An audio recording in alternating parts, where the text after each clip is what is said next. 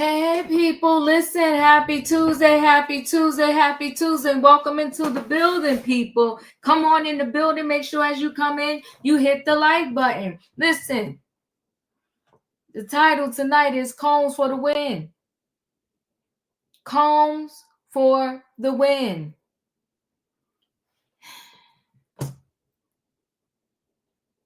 The prosecution, they over there letting their slip show.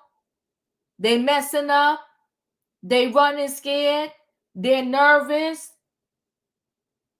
And they're nervous over a person who is sinking his own ship. But they letting their slip show. He was already making the three-way calls and violating those rooms, so they said, right? And they decided they was going to go raid the place and get the notes. But what they did that was slick, and Diddy didn't know initially, they left all his stuff as is where it was. Why? Because all they did was they took pictures. And they know that there's rules and laws behind that situation. You have to go and show this stuff to the judge. There's a whole protocol. But they took the pictures. They ran right to Damien, the prosecutor team, and they gave it to him. It's stupid. Let me not say that. And Damien, he's so desperate. He's breaking the laws and he puts it in his document. And you know what the judge told him today? Trash it. You can't use it.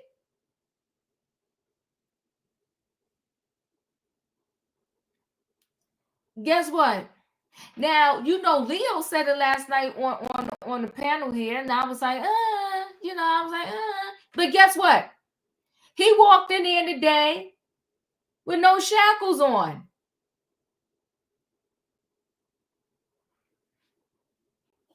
Listen, when you see Keefy D come in the courtroom, he got the shackles on his hands. He got the shackles on his feet. Then he pretty much walked in the courtroom saying, yo, what's up, everybody? Hey, you over there, hey. Hey, Judge.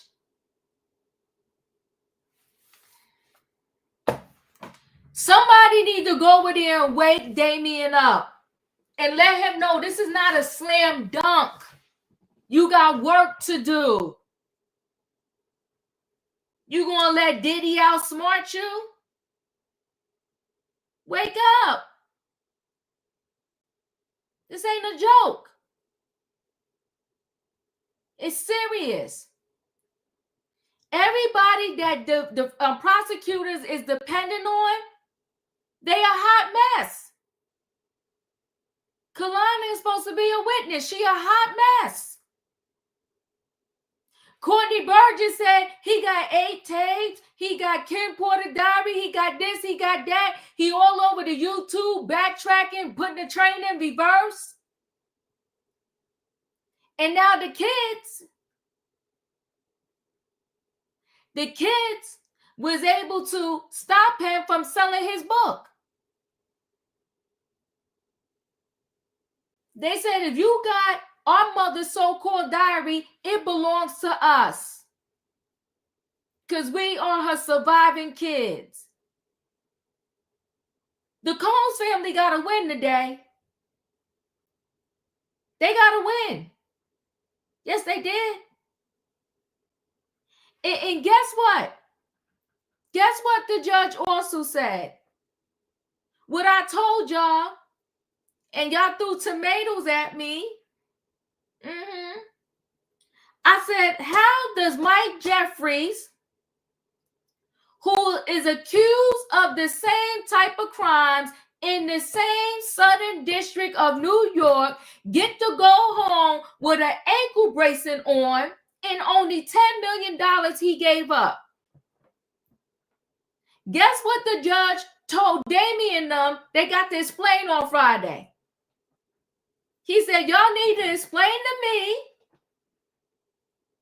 why Mike Jeffries, out of the same Southern District of New York, is sitting home, and on next week for Thanksgiving, he's going to be eating turkey with his family, but y'all want me to keep Mr. Combs locked up. Come on now.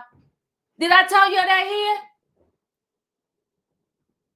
And they was like, Diva, you love Diddy. No, we said due process over here. Can y'all give it up for me and the panel? We try to do a little education. We ain't saying we above the rest, smarter than the rest. No. But we saying that we be digging down and reading these cases and breaking it down and figuring things out. But I love y'all. Y'all got to wait till somebody above Diva say it. And so now, guess what? The judge said it. The judge said, y'all got to explain to me why Mike Jeffries is in the streets with an ankle bracelet. And y'all want me to keep Diddy locked up. They got some explaining to do on Friday. Friday is going to be a dog-eat world in that courtroom out there in Brooklyn. It's going to go down. It's going to go down. And he's not on the docket tonight, but I'm going to do a quick mention. If I'll be sure if you listening, because y'all know what a lot of people do. They listen to us over here, but they don't give us no credit. They don't give us no credit, but it's okay. It's all good, right? They don't give us no credit. They listen to us, and then they go back on their channel, and they're like, and it be verbatim stuff we done said, and said it here first. But it's okay. But I hope I'll be sure is listening. He got the level up for the love of his kid. You got to understand what his kid is going through. He want his kid to level up, but he in the social media streets in the gutter. He's in the gutter. Being fresh to Kim Porter. Being fresh. I'm saying Kim Porter. I'm sorry, not Kim Porter. Kamora Lee Simmons. He done named all her names. He was being disrespectful.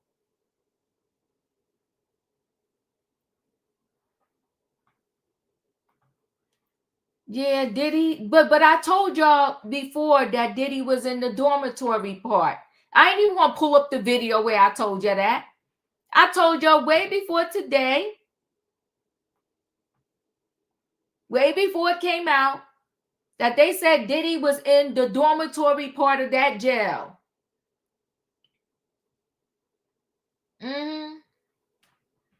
But we're going to talk about this. And that Tony Busby, he got a mess on his hands. He messed around with the wrong one.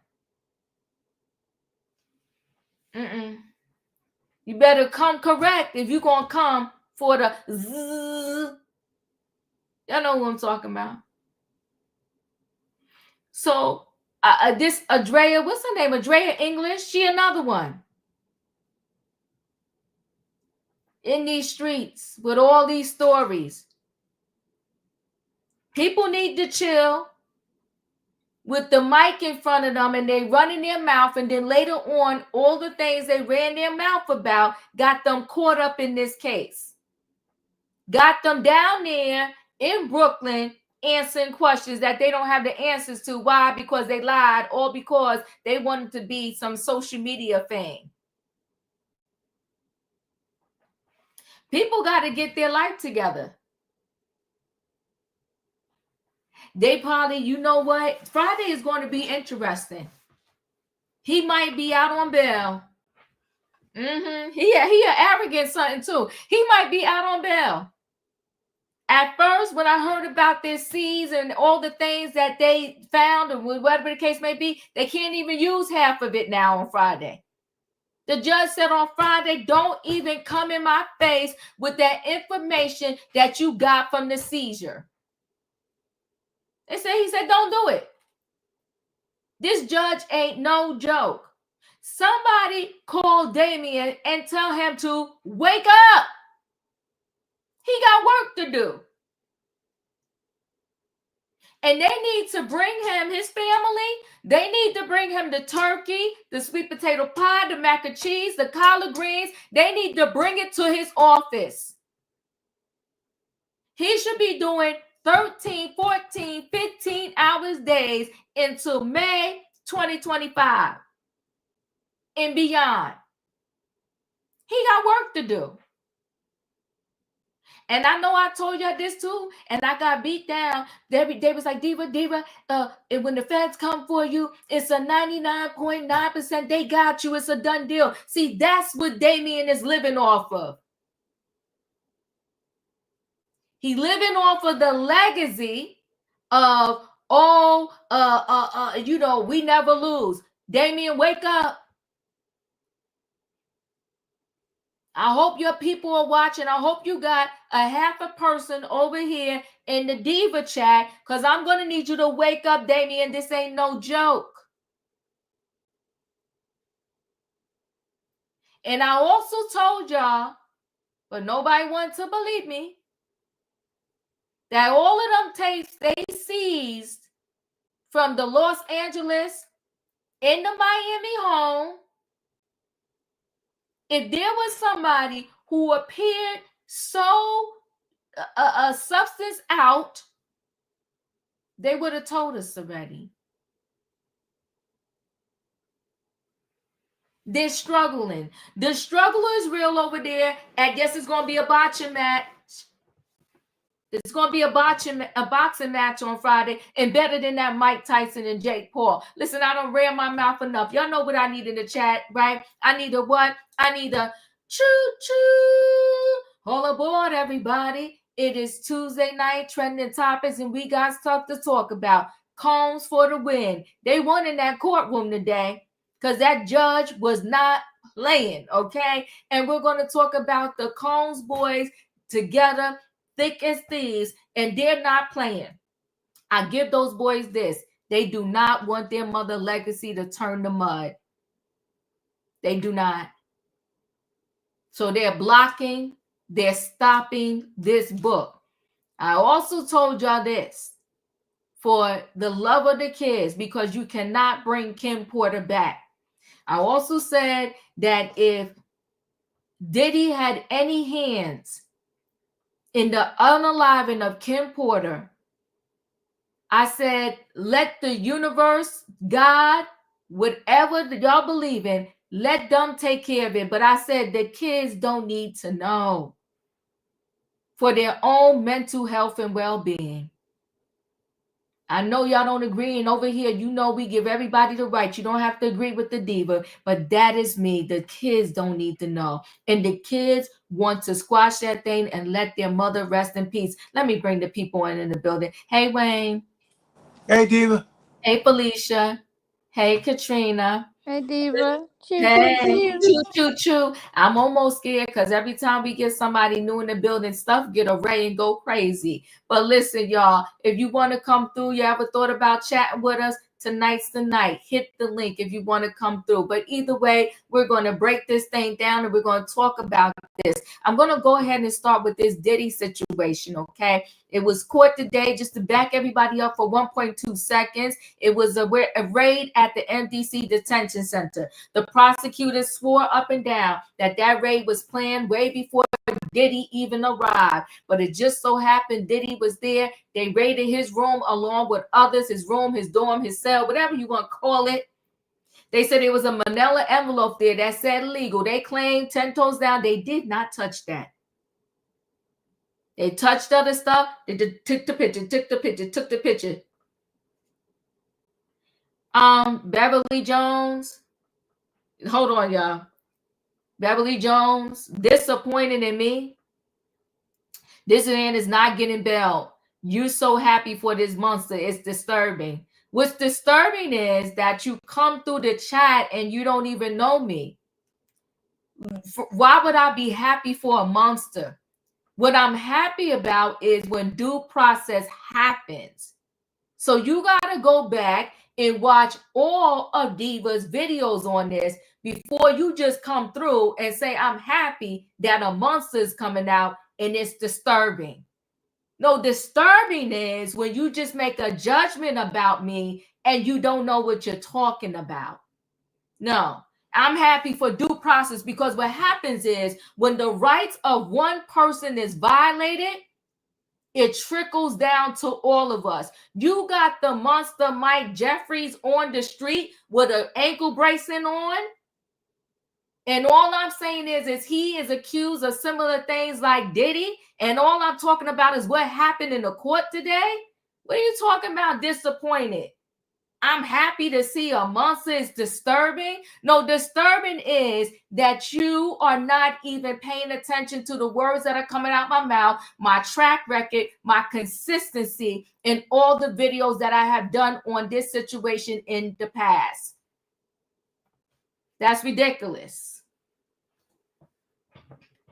Let's get into this. Hold on now. Let me share a screen.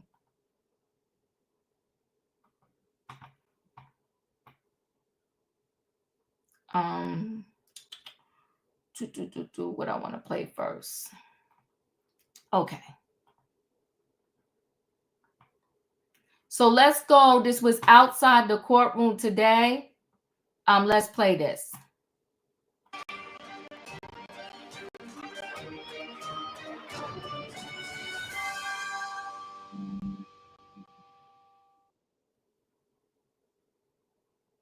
All right, welcome back to Law and Crime, everybody. So we are having this special coverage right now of Sean Diddy Combs' case. He was just in that courtroom where there was an issue, a discussion about whether or not the government violated the attorney-client privilege, violated his constitutional rights by improperly taking or photographing material from his jail cell. And at the end of the day, the judge said there is certain material that will now no longer be discussed on Friday when the issue of Sean Combs' bail comes into play. And the issue of whether or not there was an attorney-client privilege violation, that's going to take a little bit more time, could take several weeks. But in the immediate effect is that certain parts of what the government was planning to introduce or argue will not come in on Friday. Now, we are joined by Elizabeth Milner, Law and Crime's very own, who is inside that courtroom, inside that federal courtroom. Elizabeth, talk to us about what the scene was like, the atmosphere, what Sean Combs looked like. Was his family there? Because unfortunately, we don't have cameras. You are our eyes and ears. Yeah, that's right, Jesse. And of course, I brought my handy dandy notebook once again, because as you just mentioned, no electronic devices unless you have a particular permit and an order from the judge are you allowed to bring that inside federal courtroom. So we got to do it the old fashioned way, a pen and paper and a notebook. So I actually got into courtroom or the courthouse, I should say, around 2:15. And thank goodness I did, because it really paid off, because it was kind of stacked as far as a lot of press trying to get inside that hearing. And I was very lucky to be able to sit inside the gallery, because a lot of journalists were worried that they weren't even going to be able to make it into the hearing. The hearing was on a completely different floor than it was last time, in a lot smaller of a courtroom, and really lucked out being able to sit in the gallery, kind of on the right side, just like I was sitting last hearing in October. But you know, a big difference in this hearing compared to last is Diddy's family wasn't even inside the courtroom. They didn't appear inside court today, likely because this was an emergency hearing and we just got notification of it literally yesterday. So no sign of his sons, no signs of his daughters, no signs of his mother inside that courtroom hearing.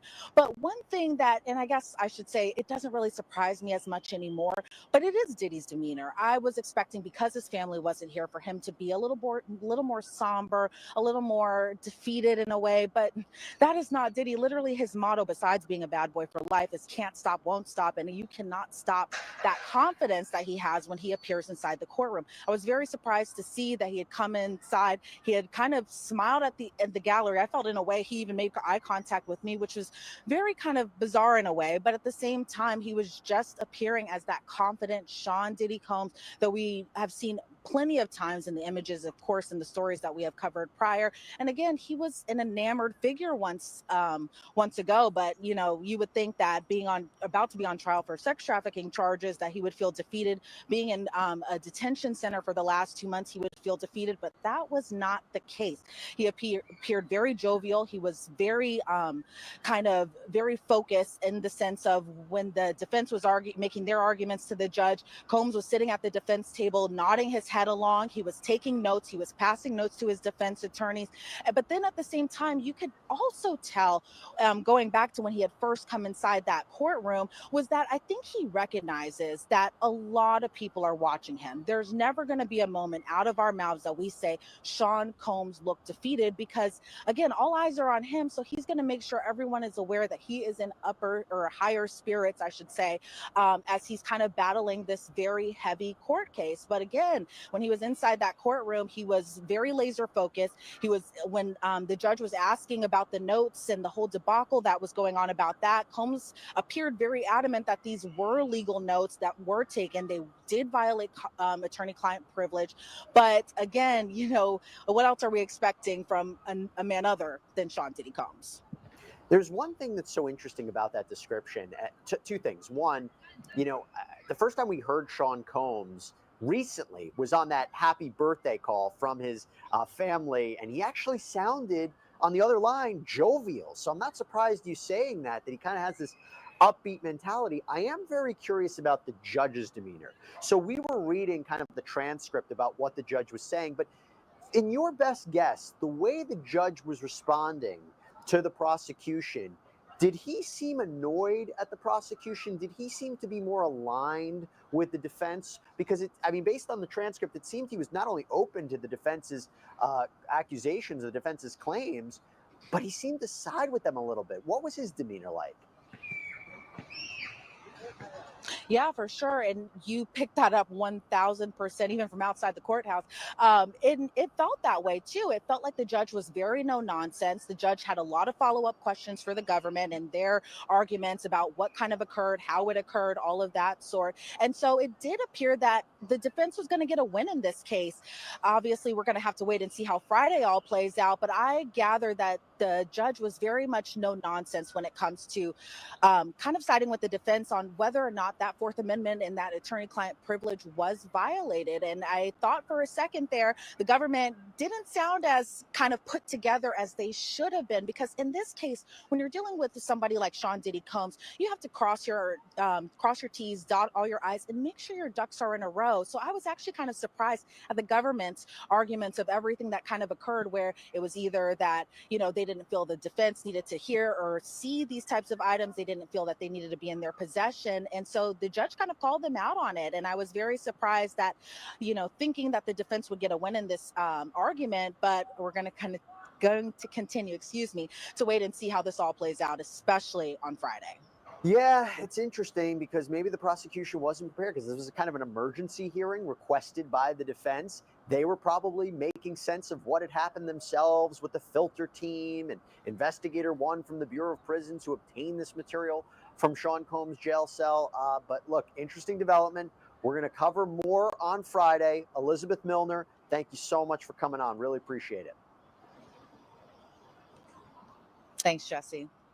Now, again, we're going to be on Fridays when we're going to have this bail hearing, and we're going to do the same kind of coverage because I think that is going to be really interesting. I want to get some final perspective right now from Natalie Winningham Burrell, criminal defense attorney. Your final reaction to the day's events, and also what we can anticipate on Friday with the issue of bail. I think that we should prepare to be surprised with bail on Friday, because although it is more likely than not that Diddy will remain to be held, he now has an avenue for release. And my major impression here is that the prosecution made a huge mistake in intercepting that attorney-client privilege communication.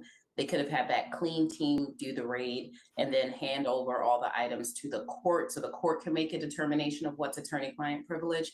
They didn't do that. And I think that's why Elizabeth is expressing that they were kind of caught flat-footed. They made a big strategic error here by doing that. And so I do think there will be some more ripple effects from that. I mean, clearly it is at least a little bit negatively impacted them going into the bail motion on Friday. Natalie Whittingham-Burrell, thank you so much for coming on. Always great seeing you. Thank you, Jesse. Thank you for having me. Now, as I said, we're going to cover this on Friday, but before I do, I have a very special announcement for you as well. If you're looking for a deep dive on the Sean Diddy Combs case, well, guess what? You need to be subscribed to Wondery Plus, because Long Crime is going to be launching a brand new podcast series called The Rise and Fall of Diddy. It launches on December 4th, and guess who it's hosted by? Me. Yep, very excited to be a part of it, so hopefully you can check that out. Again, on Friday is when we expect this bail motion hearing. We're going to do the same thing. We'll do live coverage, take your questions, take your thoughts. Again, thank you, everybody, for submitting them on YouTube. Thank you so much to my guests. Thank you to Elizabeth. We will be covering. Okay, so K&J, Friday, I'm not going. So I had planned to go to the December date one, but time will tell about if that's even going to happen and what's going to happen on Friday. I will stay connected on Friday. This young lady that was in the courtroom that spoke on this podcast pretty much said that they was in a smaller courtroom today because it was an emergency hearing, and she barely got in. I don't got time to be freezing outside. The weather about to drop in New York and New Jersey, but I will stay connected to this case. And so the prosecution, not from Diva, from experts, they said they got caught with egg on their face because they're playing games. They're playing games. Let me just read one more article to you. And listen, all of these podcasters, they are raking in the dough by doing these podcasts dedicated 100% to this Diddy situation. I think I wanted to read this one. Let me go into this one. Hold on. Let me share. Okay, so let's just give you a little more content. So judge rules prosecutors must destroy the Sean Diddy Combs jail cell note. Is not legal. So if you remember, part of the prosecution, when they was trying to get Diddy out on bail in the first place, they said it's so much discovery in this case, right? It's so much discovery in this case that they're not, it's not enough time to adequately prepare Diddy behind bars. And when they did that raid, they proved by trying to allegedly steal these notes what the defense team was saying, that he's not going to have a fair way to defend himself and look at the evidence that his lawyers give him to talk about without the jail interfering in that, right? It's not legal. So the judge overseeing the case against Sean Diddy Combs has ordered federal prosecutors to destroy several pages of Combs' handwritten notes, which they obtained from a raid carried out at the MDC Brooklyn, where Combs is being held without bail. The government should not be in possession of the 19 pages, judge told them. He said at the end of an hour-long hearing on Tuesday. The judge made the ruling during a hearing Tuesday where Combs flashed a big smile as he came in the first time he appeared without shackles around his ankles. Okay, so he came in there, didn't even have the shackles on. The defense had sought to have Combs unshackled during his court appearances, and the judge agreed to it. Combs appeared pleased to walk so freely, smiling at people in the audience and hugging each of his lawyers. During the hearing, defense attorney Mark held a stack of notepads, folders, and papers that were initially seized from Combs' bunk and pointed out that Combs has handwritten the word legal on them. Mark argued that every page from this stack is subject to attorney-client privilege. Virtually every single thing in these legal pads are matters he discusses with his attorneys, Mark said. This has been a complete institutional failure. A member of the prosecution team disagreed. Self-labeling as something legal does not automatically make it subject to the attorney-client privilege. The prosecutor, Chrisley, said the government received these materials through a completely appropriate channel. Prosecutors cited Combs' notes in their argument against granting Combs bail, saying they left a strong inference that Combs had paid off a potential witness. The judge said he would no longer consider the example when he decides whether to release Combs on bail during a hearing on Friday. I'm going to show you one more thing before I go to the panel. I think this is what I want to show. And this is what I said over here repeatedly. Breaking. The judge in the Diddy case just demanded the prosecution explain why the CEO of Abercrombie and Fitch was granted a $10 million bail and asked what makes this situation different, instructing them to address it at Friday's bail hearing. Just this person wrote, the difference is pretty clear. The other party is white, accused of the same, and the other party is black, accused of the same. And the similarities is they both have financial means. One has a complexion for protection and the other doesn't, even though he has the means to bond out if granted a bail. Diddy should have the right to prove his innocence outside of a prison cell, as his white counterpart had been given the opportunity to do so. And listen, to this day, Mike Jeffries was supposed to turn himself in over there in New York in the Southern District, and he still ain't appeared in Brooklyn yet. Hasn't arrived there, didn't go. Diddy and his lawyer moved to New York, was staying in the hotel, was supposed to turn himself in one day. They picked him up another. I done said enough. Felicia, what are your thoughts?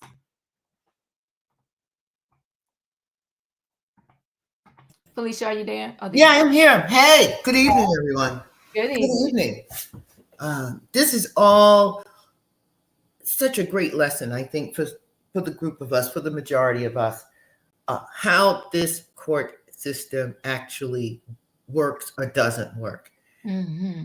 First off, you don't have to wear shackles. As you said, Mr. Keefe D, they have him shackled around the waist, the ankles, right? He can't even give a thumbs up without twisting himself all out of order. That's how he doing it. That's how he doing it. All out of order. So he worked that out. I did he have to wear the prison garb when he came in? He did. He did. Okay, so he wore the prison garb, but he was able to greet everybody. He didn't come in all solemn and stuff. So I guess his lawyers told him that they had a good possibility of a win here, mm-hmm. because he had marked his books to say legal, whether it was attorney privilege or not. When we went through this story the other day, what was it, yesterday? Mm-hmm. I thought that was going to be a problem. And I don't understand why Damien is throwing away this case. Mr. Combs is doing so much in there already to ensure that he doesn't get bail. And they are doing things that opens the opportunity to show that they are not following or treating him the same as they may others. So I don't know. You read the document to us the other night, Diva, and thank you for that. It was 30 pages. And when I looked it over, I can clearly see where 7 are thrown out off the top of it. They don't count in the 30. It leaves about 23. So they said 19 pages had to be thrown out. So I say it's going to be 4 pages. And perhaps what they'll be able to keep in is the thing about using the fellow inmates' access code numbers, mm-hmm. Using that generic email account, mm-hmm. and that 3-way calling. But I thought what got to me in that 30-page document was the quote that they had from Kalana Harper and the fact that they were referring to her as witness 2 and victim 2. So there's a lot that's going to happen. And thank you. I'm done. Thank you. No, Friday is going to be a good day. It's this thing is like I'm learning a lot of legal stuff. I'm getting educated. I'm learning a lot of legal stuff as we go through this. And what rights you have and don't have. And Mark woke up because I thought Mark would sleep on the job for a minute there. But I see Mark is awake. He told him write legal on top of all of those things, and he came in that courtroom and said he wrote legal on this. Wayne, your thoughts? Well, I'm back to now. I think he'll be home for Thanksgiving because all that we were basing it on, what he was doing in there, and based on what they found. I mean, it's not even admissible. So it's back to we thought at least I thought he had a good chance anyway. Before that, and then after all this other stuff came out, I said, all right, he done messed himself up. But now, that they can't even use that. I think it's back. I think he got a good chance of getting out, and I think he should. And I wouldn't be giving up no 48 million if I didn't have to. When we go tit for tat. 10 million. He did 10 million. I do 10 million. Because that not pulling the race card or whatever, but it's obvious. A white person does one thing, a black person does the same thing. The black person gets punished harder. Almost as what they did, like I think Martin Luther King said, when black people steal, it's stealing. When white people steal, it's called embezzlement. Like it's better. Oh, come on now, talk to the people, Wayne. Come on. Yeah. So I mean, it's obvious. It's nowhere. Both of them are monsters. Have done horrible things. But it's not like these people can't be controlled out on bail. And it's just obvious the way to do it. Is that it's skin color. But yeah, he should be. And I'm not saying I'm happy that he's gonna, he might be with his family and all that stuff. No, I don't think he deserved that. But if that's what comes along with getting out on bail is, so be it. I'm done. I appreciate you. And see, that's a whole nother ball game, Tasha. I ain't even going to get into, because now they're going to delay Trump's prison hearing until after his 4 years. And people think this is about, when I have these conversations, people think it's about, oh, Diddy, you love Diva, you love Diddy. Are y'all crazy? No, but what I am saying here is we got to find some equal justice. Allegedly, well, I don't even have to say allegedly to some of the things. This man is about to run the country, and he said, grab the people by their pom-pom. He has paid off he owes civil lawsuits where people said they was ardent fitting rooms. And the man hasn't been convicted of anything yet. And they're like, oh, he should not get bail. So when your neighbor, your brother, your uncle get caught up in something, should they not get bail? Because everybody is saying they did it? Are you going to look at it differently? Katrina, your thoughts? Yes. I see it as, one person is getting more protected than the other. But the only thing that's different, the other person is not reaching out to witnesses. But Diddy is. He's messing himself up. And I'm not saying that he shouldn't have due process or be out on bail or whatsoever. But you going at it the wrong way. You doing things that you shouldn't have to do, because like you said yesterday, that he had a better chance of getting out just sitting back being cool than your lawyers fight for you. But you out here trying to reach people, intimidate people, call people, using three-way lines, using these people pin numbers, paying these people well, they can do that anything in jail, prison, jail, wherever he is. But if I'm just saying is he's doing it the wrong way. Sit back and let your lawyers handle it. Yes, you got those papers and they should have never did that. And we believe in due process. But you reaching out and these folks is watching you. It's not like they're not watching you. They're watching you, they're hearing you, they're looking at you. And they seeing that you making these mistakes. And yes, some of the things is gonna be thrown out from the court date, but they're seeing that you also reaching out, calling people that you shouldn't even be talking to. Sit back, let your lawyer handle your stuff. Obviously, they know what they're doing if they got you an emergency hearing early this morning that people didn't even know that they was going to have. Let your lawyers handle it. Stay off those phones. Stop using people PIN numbers. Stop making three-way calls. Stop trying to get to people before the lawyers or anybody else get to them because the folks is watching you. They got these people phones bugged.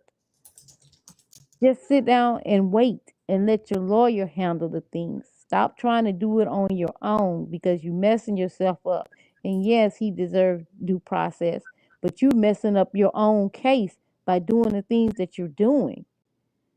That's the whole difference between the other two, other than the skin complexion or whatsoever. They're not reaching out to witnesses.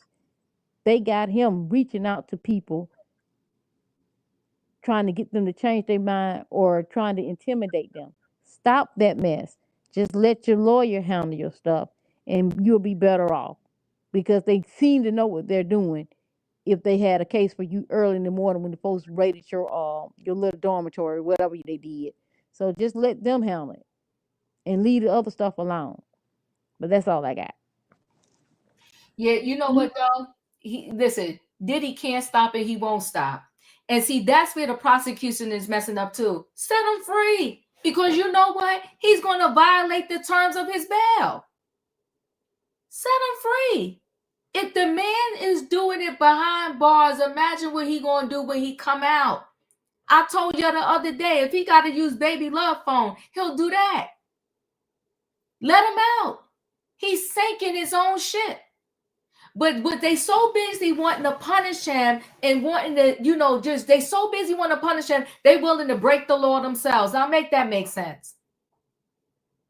I would have said, $50 million. Oh, no internet. Oh, you're not going to have nobody over. You're not going to contact anybody. Let him out.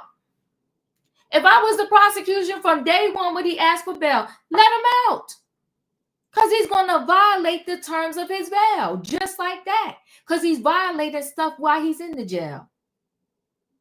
So sometimes you got to sit back and stop thinking you smarter than everybody. Did he think he's smarter than everybody? The prosecution think they one up in somebody? No, I would be like, go ahead, let him out. And see, let me tell you what's ironic before I come to you, Julius, and then move on to this next story. Let me tell you what's ironic. It's ironic that they will not do the downfall of Mike Jeffries from Abercrombie and Fitch. They ain't giving us not an update. You think that's just a coincidence? We ain't getting one update. Since that man got locked up and let out, we haven't heard anything. You think his victims didn't go through stuff? You think they didn't call and try to pay off people? That's a lie. But I bet you every story about him that even try to hit the media, they not covering it, it's not coming out. But I don't care what the person look like. Everybody on TikTok, people that probably don't even really know anything about a Diddy, they're raking it in and they're covering this Diddy situation. You heard this Law and Crime. They're doing a whole separate podcast on just Diddy. But nobody wants to give us no update about the victims of the Mike Jeffries, where they clearly said in the lawsuit, with Diddy, there's a lot of assumptions. And I'm not saying the man did not do anything. I'm saying there's a lot of assumptions in his thing, right? You see video after video. Not one of these videos can you tell us that he blocked the door, that the guards was blocking the door, that you seen somebody run to the door and try to get out? Now, let's be clear. I wasn't there. I'm not saying nothing happened. I'm just saying. But guess what they said in that Mike Jeffries case? And go back on the Diva channel because we read that whole thing too. They said security was hired. A security company was hired. This is what they said in the Mike Jeffries case. A security company was hired, and they were told not to let anybody out the room until we said so. We, meaning Mike Jeffries and his partner. It was clearly written in the lawsuit. Clearly. What was clearly written in the lawsuit too was that they injected their private parts with Viagra. It was written in the lawsuit. This ain't me putting 20 on 10. And I was like, wait, hold on, wait a minute. Hold on. The people was injected in their private parts with the Viagra. Told they couldn't leave. And I'm not saying that something wrong should happen to S workers. I'm not saying that. But they hired S workers, Diddy. Mike Jeffries and his partners, they told these people to come for modeling gigs, and on purpose, they were selecting heterosexual men. They did the most. But like Wayne said, he did a different analogy. Nobody calling Mike Jeffries a monster. Nobody's telling the stories. Nobody's doing a documentary saying the downfall of Mike Jeffries. Now, I will tell you, there was a Abercrombie and Fitch documentary on Netflix, and I watched it. And I was in shock. But ever since his arrest, we're not getting continued coverage. And like I said, to this day, he didn't show up to the Southern District of New York to be fingerprinted, mugshot, and arrested. He has not. And here's where the cross borders, it sure did, Miss Mobetta. International. Julius, your thoughts? And wait, hold on one second. Let me just say this. They also know the enterprise with Mike Jeffries' case. With Diddy, we got no enterprise. With Mike Jeffries, 3 people was arrested. 3 people. With Diddy, where's the enterprise? One of the people that was arrested with the Mike Jeffries case, they said was straight up the recruiter. Straight up the recruiter. They said the people he had to sleep with him first, and then he would say, okay, we're going to send you to Mike Jeffries and his partner. So they got the enterprise, and the enterprise with the Mike Jeffries, Abercrombie and Fitch has yet to show up to the Southern District of New York. Diddy came to them. They had to go to Mike Jeffries and them. Diddy went to New York. He went to the Southern District of New York. The lawyer told him this, and they said it's time. They're coming. Let's go to New York. He went to New York. No, Mike Jeffries and them stay right at their house. No, you're going to come get me. They had their legs up. You're going to come get me. And the day they picked them up, the day they went home, except one of them. Julius, your thoughts? Can everybody hear me? Yes, I can. Okay. I still feel like when I said the other night, he's gonna be getting out anyway, because we're basically at the end of November, and we know who's coming in January, and it's just like I feel like he's just gonna do like a stroke of his little pen, and Diddy's gonna be out. I still feel like he's gonna get pardoned. Can't get pardoned. Nothing happened yet. He wasn't. I know, but in a figure of speech way, I feel like it's just not gonna hold up. This is state too. It's not gonna hold up. All right, so let me go into this last story. And we're still dealing with this book in one way, shape, or form. It's convoluted. So let me bring you up to date and try to put the puzzle pieces together for you. Courtney Burgess, and I guess I'm going to call her his lawyer, Ariel Mitchell Kidd, went down to the Southern District of New York. I don't know, was it 2 weeks now? Because Courtney allegedly had 8 videotapes. First he said 2 of the people he saw in the tapes was minors. Then he said 3. And he also claimed that he had the original unedited Ken Porter's 60-page diary. And they was working with Amazon to get the book on there. But in the meantime, he had his own website where he was selling the book. I think it was $29.99 or something like that. I did not purchase it. But he was selling the book, right, on his own little website. And now the kids, they shutting it down. They shut it down. Matter of fact, his website is down. But he came out, he was running his mouth on the YouTube streets. Then he said the government seized his cell phones. They was coming, knocking on the houses, looking for him. Then he apologized at one point to Albie Shore, Ken Porter, the kids, everybody. He's all over the place. Let's share screen. But either way, the kids got the book that he put out.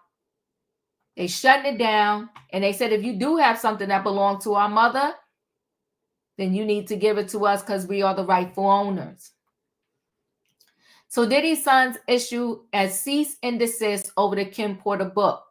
Diddy's sons can't sell Ken Porter book, threaten author over the alleged diary. So it's Christian and Quincy who put in the paperwork to shut this person down. Diddy's sons are waging their own legal waging their own legal battle now, wanting the man who's hawking a Ken Porter book, allegedly based on her diary, to shut it down or face a lawsuit. Christian and Quincy Combs filed a cease and desist letter to a guy named Courtney Burgess and his attorney, Ariel Mitchell Kidd, over Ken Porter Tell It All, a book currently sold online under the pseudonym Jamar Millwood. If you remember, there was another guy, because I purchased a book, that wrote this book, Ken Porter's Words, and he had the name Jamar Millwood. So this Courtney Burgess, he has been behind this thing the whole time.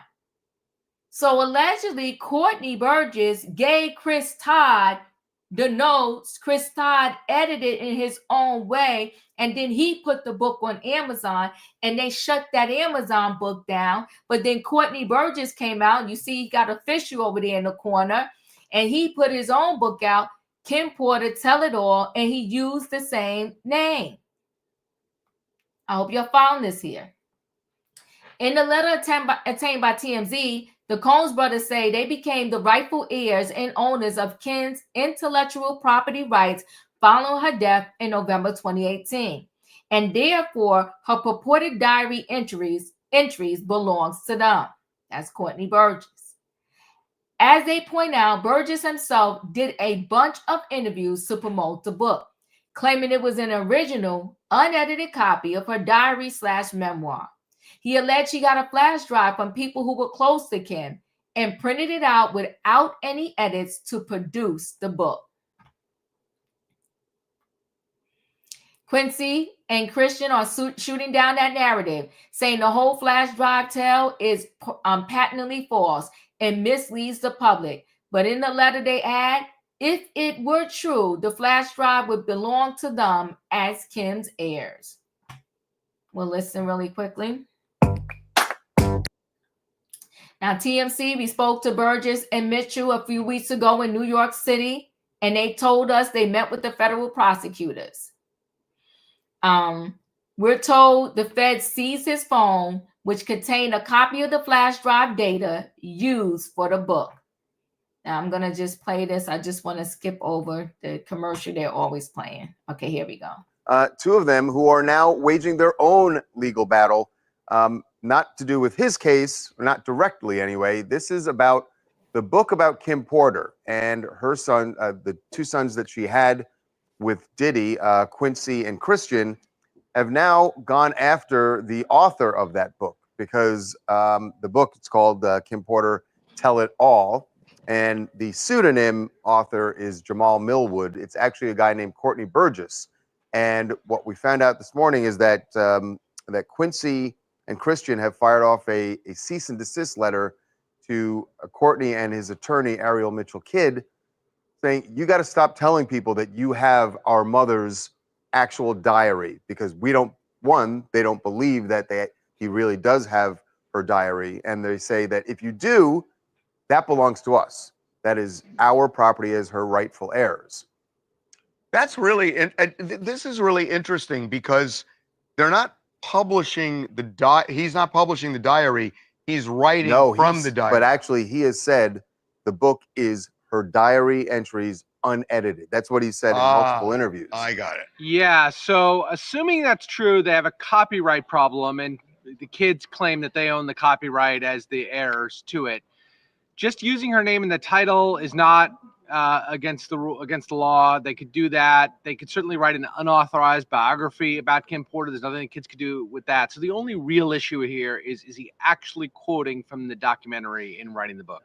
From the diary. If From the diary, from sorry, her yes. diary. Right. And Jason, he said that it is that. Now, whether or not he actually has, because what Courtney Burgess said, by the way, we interviewed Courtney and his attorney in New York a few weeks ago.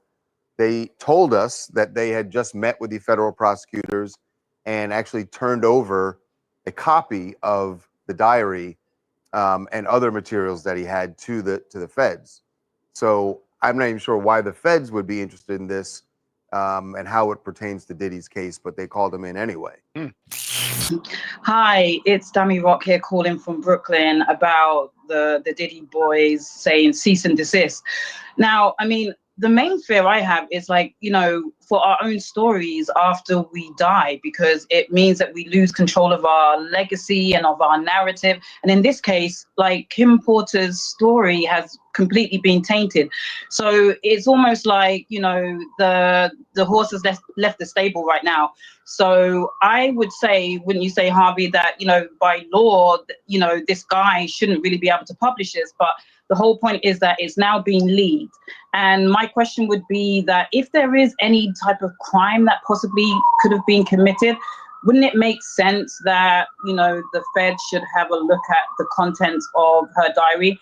The only thing also is that, you know, for poor Kim, like, when it comes to rest in peace, she certainly can't rest in peace. And maybe that's the whole point right now. Maybe her spirit is saying something needs to be unearthed, and this is the reason why it's all coming to light right now. Okay, you know, by the way, when we were talking to this woman on Skype, we got some new information. Yes, we just checked the site where they have been selling the book online. It's shut down. So the Combs boys had given him, in their cease and desist, 5 days to shut this down or get sued. He took it seriously because it's already been shut down. Smart move. Okay, and that's how you deal with a cease and desist. Okay, just go ahead and shut it down. And then, like I said, they talked to the prosecutors like 2 weeks ago. So Kim and Diddy's sons are now putting Burgess on the clock. They said he has 5 days to shut down the online sale of the book, stop doing interviews, making his false claims, and turn over any of Kim's possessions he claims to have. They also want an accounting of any money he's already made off the book. Good googly ma. Okay. The unspoken threat here is a lawsuit could be the Combs brothers' next move.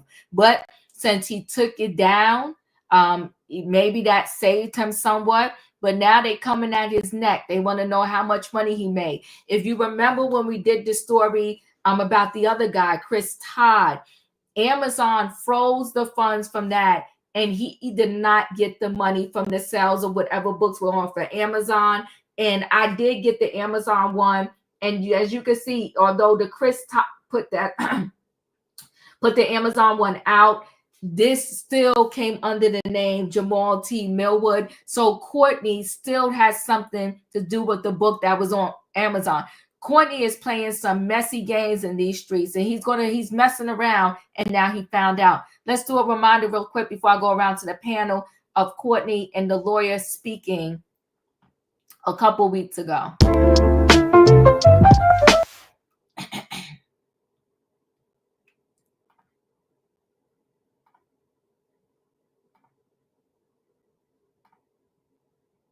Tubi.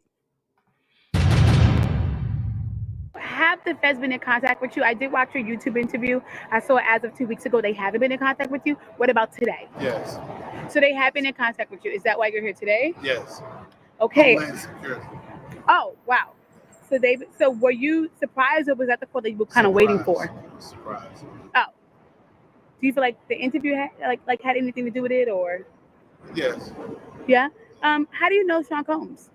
Generation. Frank Lucas was my godfather and his father, and then we both was in the music business for 30 years together. So you personally know him? Not who? No, who personally? Sean Combs. Not personally. But you know of him. He knows of you. Yeah. I used to be in Tupac, Hussein Fatal. He stopped a lot of my music. A lot of other people who didn't care about him. You understand? It's not around today.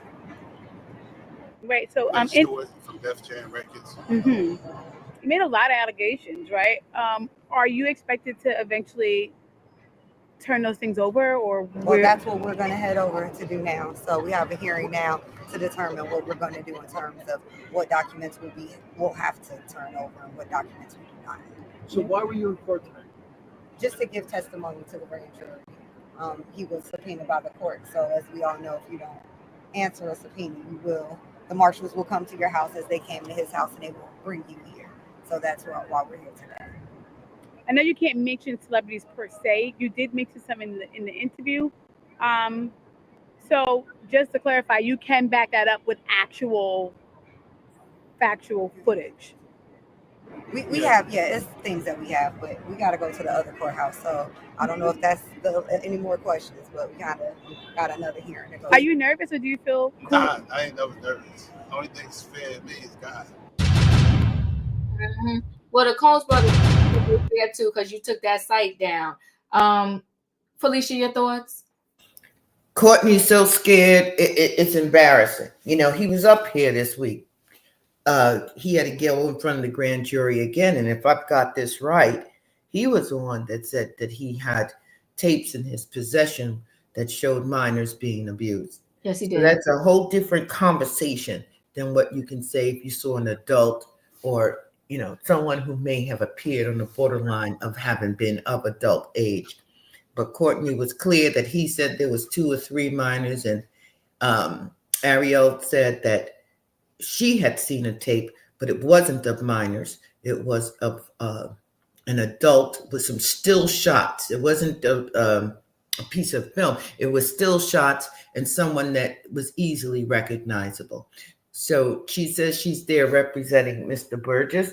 At that time, he hadn't done that whole social media piece, but as it went along, he began to feel, I think, cornered and threatened, and then we didn't hear from him anymore, but I know he had to come back here to answer some questions. So maybe what happened, why he responded so quickly is because he's finding himself having to come up with lawyer fees, because as I shared before, Ariel is not admitted to practice law in New York. So he has to get someone else to represent him. Yeah. Ooh. I'm done. Yeah. Thank you. Katrina, your thoughts? It's not even the thing about the book for me. It's the thing about these criminals keep getting away. Basically, you sit up and saying that you got videos of kids being or you got horn of kids. So why didn't you turn this in? So basically, you're holding on to peak graphic images, and you have this. So why haven't you turned this over? And now you talking about you have these tapes, or did you got Kim diary? How did you get all this stuff? Who gave it to you? How did you get it in your hands and nobody else's?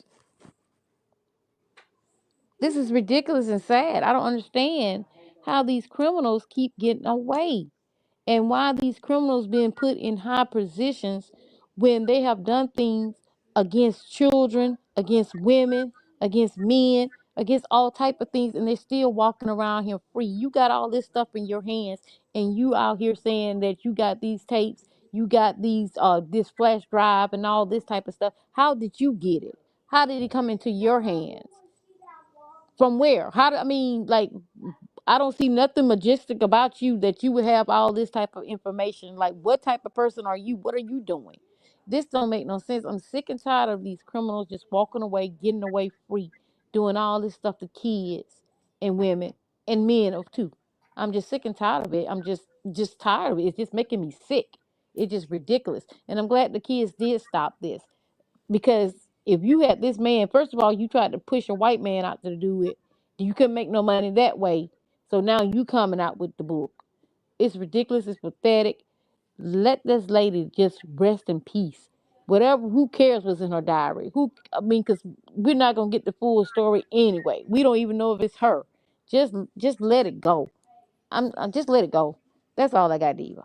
Thank you, Katrina. I appreciate you. Espar, thank you for the super chat. I think that if the feds are trying to get him on something as petty as a birthday post, that their case against Diddy is not that strong. It's a mess right now. It really is. It's a hot mess right now. And Tony Busby, by the way, he did come out with 2 more lawsuits today, a Jane Doe and a John Doe. And the story is pretty similar to the rest of them. Julius, your thoughts? First and foremost, to the late Kim Porter, may your spirit and psyche rest in peace. Can you guys hear me? Mm-hmm. May she rest in peace. That lady had a point who was speaking to TMZ. Mm-hmm. Why are folks going after her? She is gone. She is not here to defend herself. Mm-hmm. And I am steadfastly disappointed with I'll Be Sure. You claim to want to be in your son's life, but you keep on promoting this book. But yet, you want to edit out that part that puts you in a bad light. Boy, sit down somewhere and count to 100,000.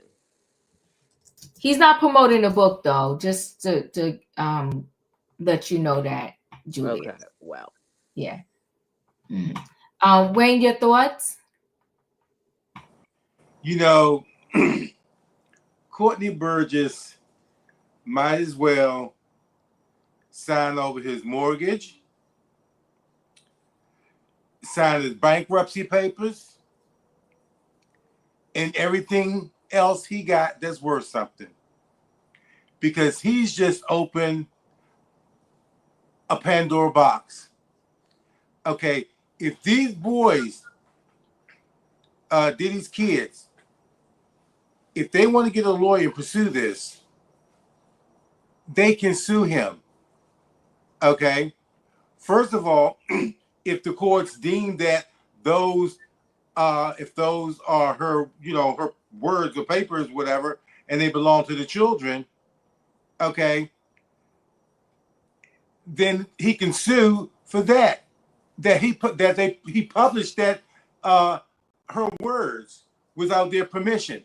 So I can just see where he's just been set himself up for several lawsuits if the kids want to go after him.